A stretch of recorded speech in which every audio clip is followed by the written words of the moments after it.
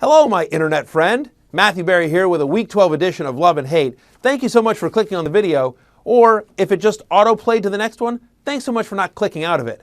And if you're hearing these words, I appreciate you not hitting the mute button.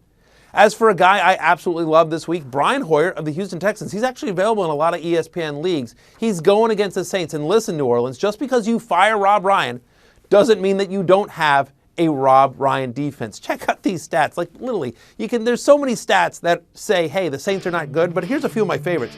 The most yards per game they allow. Most passing touchdowns allowed.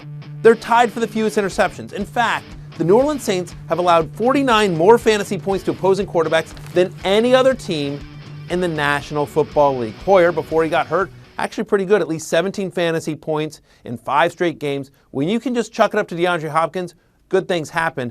Brian Hoyer, a top 10 play for me this week.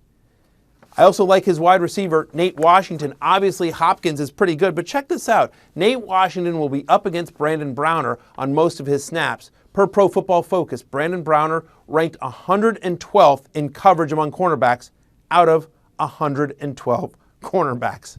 I'm telling you, just because you get rid of Rob Ryan doesn't mean you don't have a Rob Ryan defense. The other thing, as for a guy I'm not crazy about, it's actually the guy facing Brian Hoyer, and it's Drew Brees.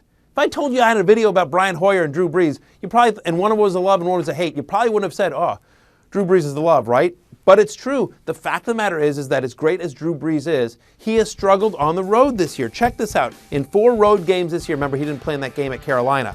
Here's his fantasy points, starting with the most recent one.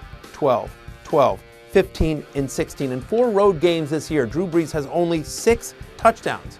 6 touchdowns in 4 games. And you think about the Houston Texans defense playing really well lately. They've allowed just 1 touchdown in their last 3 games.